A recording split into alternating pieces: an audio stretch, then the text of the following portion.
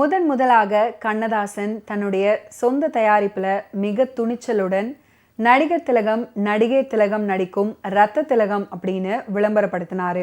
சிவாஜி கணேசன் அவர்களும் எம்ஜிஆர் அவர்களும் NT ராமாராவும் நாகேஸ்வர ராவும் கொடி கட்டி பறந்து கொண்டிருந்தாங்க. சாவித்ரி அவர்களுக்கு திருப்பு முனையை ஏற்படுத்தியது ரத்த திலகம். அவருக்கு போட்டியாக அதில் இன்னொரு நாயகி நிச்சயமாக இல்லை. படம் முழுக்க முழுக்க சாவித்ரி அவர்களுடைய தனி ஆவர்த்தனம். இப்படி சாவித்ரி அவர்களை பற்றி நிறைய இடங்கள்ல புகழ்ந்து பேசியிருக்கிறாரு நடிகர் திலகம். இப்படி ஒரு நண்பன் செய்வான் என்று நான் எதிர்பார்க்கவே இல்லை. இதிலே குற்றம் என்னுடையதாக இருந்தால் இந்திய மக்கள் என்னை மன்னிக்க வேண்டும். அகில இந்திய வானொலியில் பிரதமர் நேரு ஆற்றிய யுத்த உரையை கேட்ட தேசம் குலுங்கியது. தோழனாக நடித்து 1962 துரோகியாக மாறிய சீனா பண்டித நேருவை பதைக்க செய்தது. பாரதத்தின் முதுகில் குத்திய சீன ஆக்கிரமிப்பை எதிர்த்து புத்தன் பிறந்த திசையிலே போர், புனித காந்தி மண்ணிலே போர் அப்படின்னு கோலிவுட்ல பரணி பாடினாரு கண்ணதாசன். சட்டென்று சுட சுட சினிமா எடுத்து தேசபக்தியை மக்களிடம் ஏற்படுத்தியது கவிஞரின் விரல். இந்த புண்ணிய பூமியின் மீது படையெடுத்து ஆக்கிரமிக்கும் அளவுக்கு அவர்கள் துணிந்திருக்கிறார்கள். தன்மானமுள்ள எந்த நாடும் இதை சகிக்காது என்றார் ஸ்ரீ நேரு. மேலும் பேசுகையில் நமது உள்ளம் இரும்பாக வேண்டும், நமது ராணுவ பலத்தை பெருக்க வேண்டும், வெற்றி அடையும் வரை போரை தொடர்ந்து நடத்துவோம். நீங்கள் எந்த மதம், எந்த கட்சி, எந்த கோஷ்டியை சேர்ந்தவராயும் சரி, நம்மீது திணிக்கப்பட்ட இந்த பெரும் போராட்டத்தை தடுக்க வீட்டுக்கு ஒரு வீரராக வந்து பங்கு கொள்ளுமாறு உங்கள் அனைவரையும் அழைக்கிறேன். உங்களுக்கு எல்லா நலமும் வளர்வதாக. ஜெயஹிந்த்.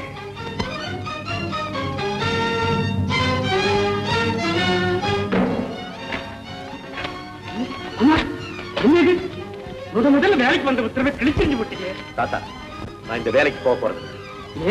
நான் செய்ய வேண்டிய வேலையும் போக வேண்டிய இடமும் வேற இருக்கு. என்னப்பா சொல்ற? நடுநிலைமை கொள்கையை கடைபிடிக்கிற நம்ம நாட்டு மேல அநியாயமா படையெடுத்திருக்கிறான் சீனாக்காரன். நம்ம தலைவர் நேரு பேசுனதை கேட்டீங்கல்ல? ஆமா. நாட்டின் எல்லையை பாதுகாக்க வீட்டுக்கு ஒரு வீரன் தேவைன்னு அவர் அழைப்பு விட்டது நியாயம் தானே? தாத்தா, நான் ராணுவத்துல சேர்றதா முடிவு பண்ணிட்டேன். சுமார் நான் அனுபவப்பட்டவன் சொல்றேன், கொஞ்சம் யோசிச்சு பேசுறா. நாட்டை காக்குறதுக்கு வீட்டுக்கு ஒரு ஆள் போகணுங்கிறது எனக்கும் தெரியும். ஆனா நம்ம வீட்டுக்கு இருக்கிறது நீ ஒருத்தன் தாண்டா. நாடே இல்லைன்னா வீடு எது தாத்தா? குமார், ஏன் தாத்தா நான் மிலிட்டரியில சேர்றேன்னு பயப்படுறீங்களா? என்ன பார்த்தாடா இந்த கேள்வி கேட்கிற? உங்க அப்பா எனக்கு ஒரே மகன். போன சுதந்திர போராட்டத்துக்கு அவனை நான் அனுப்பிச்சேன். சொந்தக்காரங்களெல்லாம் தடுத்தாங்க. யாரையும் லட்சியம் பண்ணாம போனான்னு நான் தான் அனுப்பிச்சேன். அதன் பலன் என்ன ஆச்சு? அவன் குணத்தை கூட நான் கண்ணுல பார்க்க முடியாத அந்த இயக்கத்தில் உன் அம்மாவும் போயிட்டான். அன்னையிலிருந்து இன்ன வரைக்கும் உன்னை வளர்க்கப்பட்ட பாடி எங்களுக்குத்தான் தெரியும், எங்களுக்குத்தான் தெரியும். நான் தர்ம யுத்தம் செய்ய போறேன். நம்ம நாட்டு மேல படையெடுத்து வரவனை தடுத்து நிறுத்த உதவி செய்ய போறேன். கடவுள் புண்ணியத்தில் எனக்கு ஒரு கெடுதல் ஏற்படாது.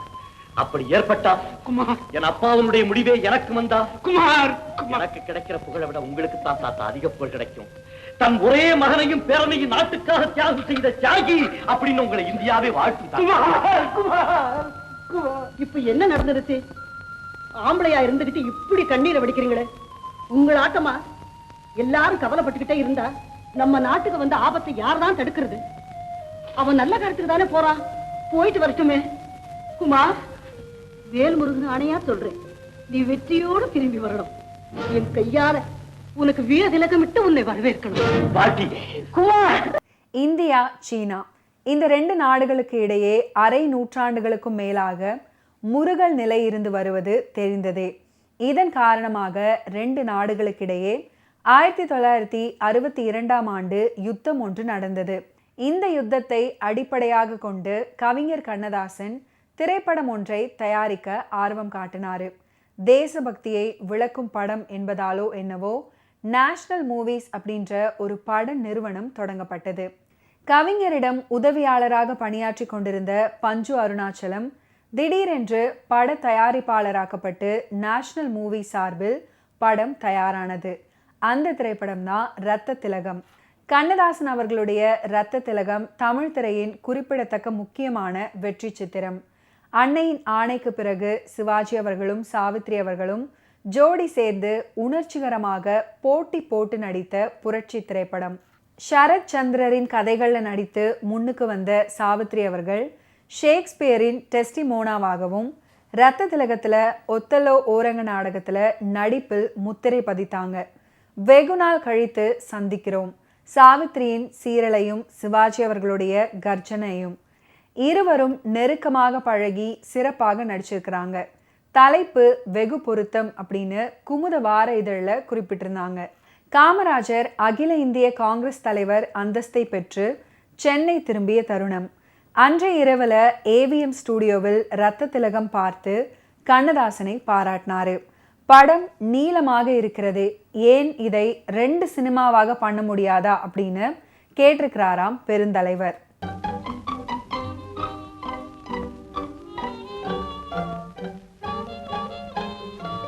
ஒருவரை ஒருவர் புரிந்து கொள்வதற்கு நாளாகலாம், பேசுவதற்குமா நாளாக வேண்டும்? இரவு நேரத்தில் வேட்டைக்கு போகிற வேட்டைக்காரன் மான்கள் செய்யும் சலசலப்பை கூட புலியின் சலசலப்பாக எண்ணிவிடுகிறான். விளக்கை கொண்டு பார்க்கும் போதுதானே அது புலி அல்ல மான் என்று தெரிகிறது. அவள் ஒரு அழகிய கலைமான் என்பதை அறிந்து கொண்டு விட்டான்.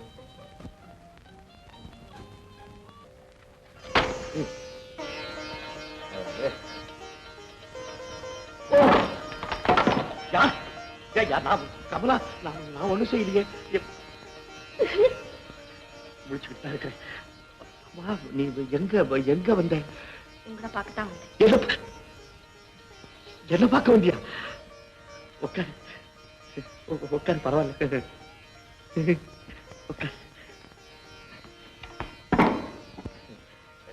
அன்னைக்கு ஒத்தல்ல நாடகத்துல நீ அப்படியே என் கழுத்துல கை போட்ட பாரு. எங்க நீ ஒத்தல்லவாய் என்ன கொண்டு புரியோன்னு நினைச்சு நான் பயந்து போயிட்டேன். அப்படி இருந்தா நான் உங்களை பார்த்து ஏன் சிரிக்கணும்? அதுதான் எனக்கு புரியல. இப்ப புரிஞ்சதில்ல?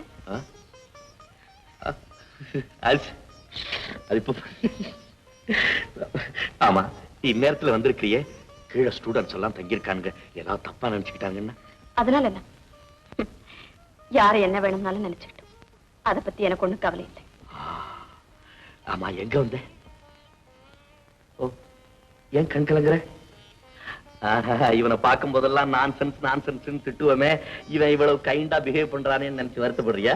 பரவாயில்ல, இப்ப நீ என்ன புரிஞ்சுக்கிட்டில்ல, அது வரைக்கும் சந்தோஷம் தான். உங்களை புரிஞ்சுக்கிட்ட நேரமே பிரியற நேரமா இருக்குமோன்னு சந்தேகமா இருக்கு. பிரிவா? என்ன சொல்ற? குமார், எங்க அப்பா அம்மா சைனாவில் இருக்காங்க, உங்களுக்கு தெரியும்னு நினைக்கிறேன். ஆமா, மதுரை சொல்லி இருக்கான். அவங்க 25 வருஷமா அங்கேயே இருக்காங்க. நானும் அங்கதான் பிறந்து வளர்ந்தேன். இப்ப எங்க சித்தப்பா வீட்டுலதான் இருந்து படிச்சுக்கிட்டு வரேன். அது எல்லாம் எனக்கு தெரியுமே.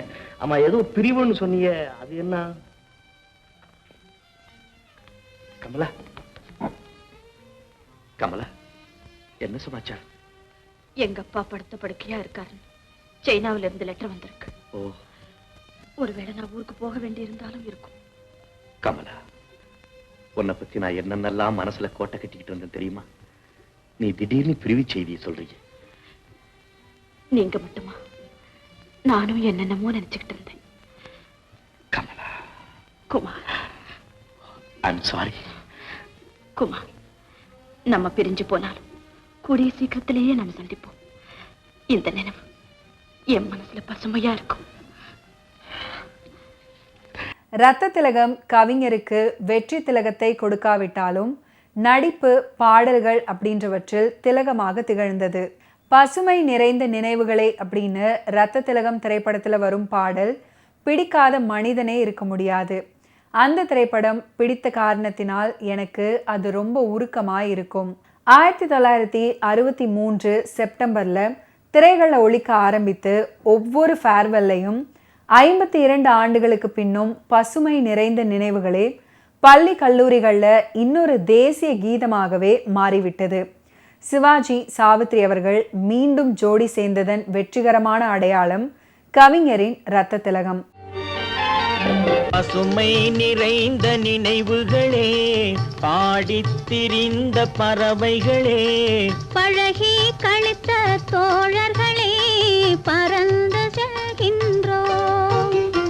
பசுமை நிறைந்த நினைவுகளே, பாடித் திரிந்த பறவைகளே, பழகி கழித்த தோழர்களே, பறந்துகின்றோம்.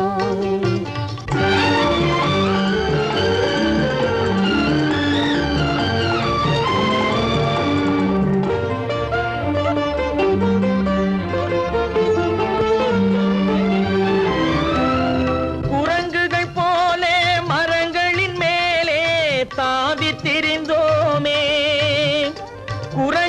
போலே மரங்களின் மேலே தாவித் திரிந்தோமே. குயில்களைப் போலே இரவும் பகலும் கூவித் திரிந்தோமே. குயில்களைப் போலே இரவும் பகலும் கூவித் திரிந்தோமே. வரவில்லாமல் செலவுகள் செய்து மகிழ்ந்திருந்தோமே. வரவில்லாமல் செலவுகள் செய்து மகிழ்ந்திருந்தோமே. வாழ்க்கை துன்பம் அறிந்திடாமல் வாழ்ந்து வந்தோமே. நாமே வாழ்ந்து வந்தோமே. பசுமை நிறைந்த நினைவுகளே, பாடித் திரிந்த பறவைகளே, பழகி கழித்த தோழர்களே, பறந்து செல்கின்றோம்.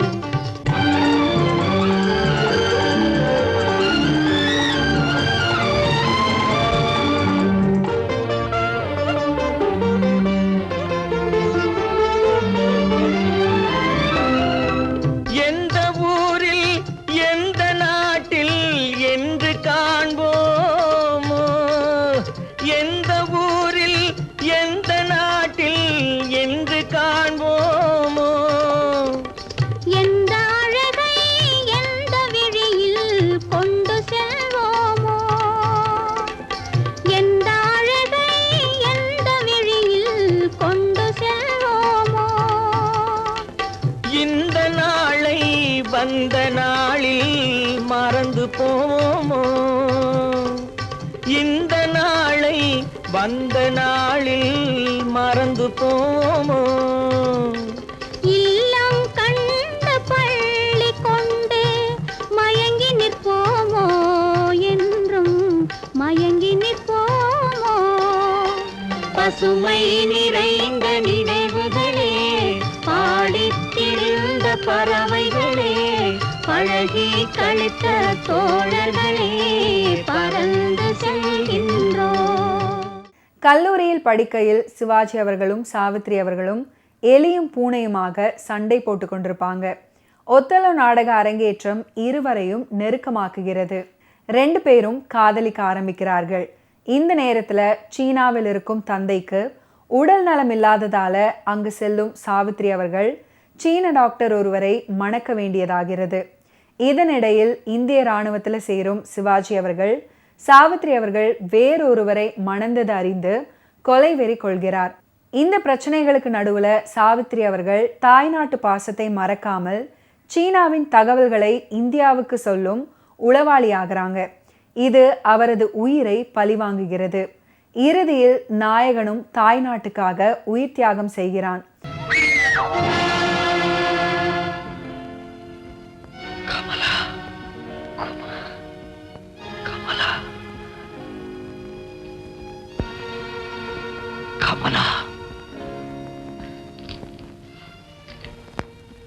செந்தமிழர் திருமகளே, சீனத்து மருமகளே, எங்கள் சந்ததியே காணாத தனிமகளே, வந்துவிட்டாய் இன்று வரவேண்டிய இடத்திற்கு. உன்னை சந்திக்க வேண்டியவன் தான் சந்தித்திருக்கிறேன். என்ன அடக்கம், எவ்வளவு அமைதி. பீக்கிங் நகரத்து மணமகள் ஏன் பேசாமல் இருக்கிறாள்? கடந்த கால சம்பவத்தை நினைக்கிறாளா? காதலித்த காதலனை மணமேடையிலே சந்திக்க வேண்டியவள் பால் மண்டபத்திலே சந்திக்கிறோமே என்று பயப்படுகிறாளா? இல்லை, காட்டிக் கொடுக்க இருக்கும் கயவர்களுக்கு என்ன என்ன தண்டனை கிடைக்கும் என்பதை பற்றி யோசித்துக் கொண்டிருக்கிறாளா? கமலா, கமலா, என்னை காதலித்து விட்டு இன்னொருவரை மணந்தாயே, எனக்கு துரோகம் செய்துவிட்டு இன்னொருவருக்கு மாலையிட்டாயே, அதை பற்றி நான் அலுவலகம் கவலைப்படவில்லை. ஆனால் உன்னை பெற்று வளர்த்து பாலூட்டி சீராட்டி உற்ற துணையாயிருந்து உயிர் போல் வளர்த்தாளே உனது அன்னை, அவளை வஞ்சித்து விட்டாயே, ஆடித்திரிந்து அன்னை பூமிக்கு கேடு செய்து விட்டாயே. சரித்திரம் காணாத சண்டாள செயல். ஒரு தமிழ் பெண்ணா, ஒரு குலப்பெண்ணா, இன்னும் உடலிலே ஓடிக்கொண்டுதான் இருக்கிறார். ஆனாலும் நீ அசையாமல் நின்று கொண்டேதான் இருக்கிறாய். இந்த ஈன உயிரின் மீது இன்னும் உனக்கு ஆசையா? இந்த மானம் கெட்ட உடல் இனி வாழத்தான் வேண்டுமா?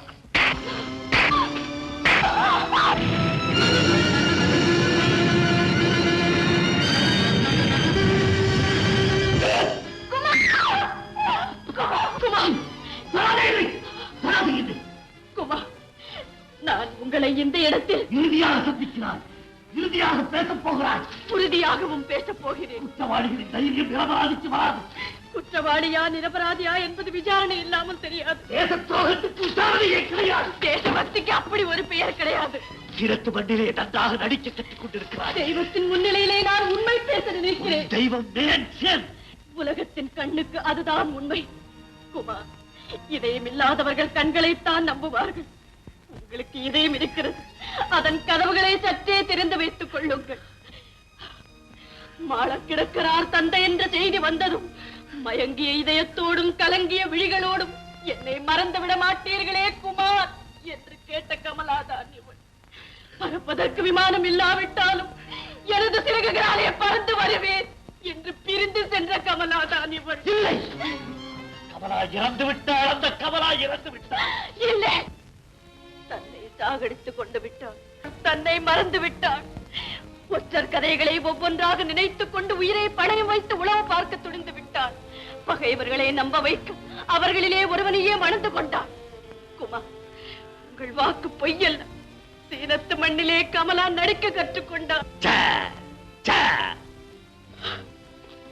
குமார், கணவாய் நோக்கி பகைவர்களின் அணி ஒன்று வருகிறது என்று உங்களுக்கு செய்தி வந்ததே, அந்த செய்தி இந்த துரோகி அனுப்பியதுதான்.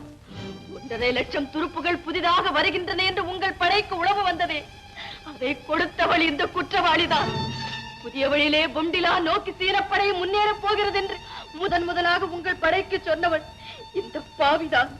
இரவு நேரத்தில் எரியும் ஓர் விளக்கு எதிரியை நோக்கி இந்திய படை சுடும். எது அந்த விளக்கு? இதோ இந்த கமலாவின் இதயத்தில் எரிந்து கொண்டிருக்கும் தேசபக்தி விளக்கு. கமலா, கமலா, கமலா. குமார், எதிரிகளுக்கு நான் யார் என்பது தெரிந்துவிட்டது. எனது உருவம் என்ன என்பது அவர்களுக்கு புரிந்துவிட்டது. அங்கே எனக்கு மரண தண்டனை கிடைத்தது. தப்பி வந்தேன். எங்கே மற்றொரு தண்டனை காத்துக் கொண்டிருக்கிறது. குமார், என் கடமை முடிந்தது. விரோதிகள் கையால் சாகாமல் வேண்டியவர்கள் கையால் சாக விரும்புகிறேன். என்னை கொன்று விடுங்கள். கமலா, கமலா, நீ எவ்வளவு பெரிய தியாகத்தை செய்து விட்டாய். என்னை தொடாதீர்கள் குமார், என்னை தொடாதீர்கள். இந்த மேனி கரைபடாத மேனிதான், இது கரங்கு சுமக்காத உள்ளம்தான். ஆனால் மாலை ஒன்று விழுந்தது கழுத்தில். மரணமே பெறுவதென்றாலும் ஒன்றுதான் வாழ்வு என்பது நமது பண்பாடு. அந்த சேனத்து மனிதர் மிகவும் நல்லவர். முதல் நாளிலேயே என்னை தொட வேண்டாம் என்று சொன்ன போது தூரத்தில் இருந்தே எனக்கு வணக்கம் செலுத்தியவர் அவர். குமார், நான் அன்றும் கன்னிதான், இன்றும் கன்னிதான், இனி என்றும் கன்னியாக இருப்பதே நான் எடுத்துக்கொண்ட காரியத்துக்கு துணை புரியும். ஓகே வியூவர்ஸ், இன்னைக்கு நிகழ்ச்சியில் நடிகர் திலகம் சிவாஜி கணேசன் அவர்களுடைய ஃபிலிம் கெரியரில் நடந்த பல இன்ட்ரெஸ்டிங்கான விஷயங்களை நீங்கள் பார்த்து தெரிஞ்சிருப்பீங்க. மீண்டும் அடுத்தடுத்த எபிசோட்ஸில் சந்திப்போம். நன்றி, வணக்கம்.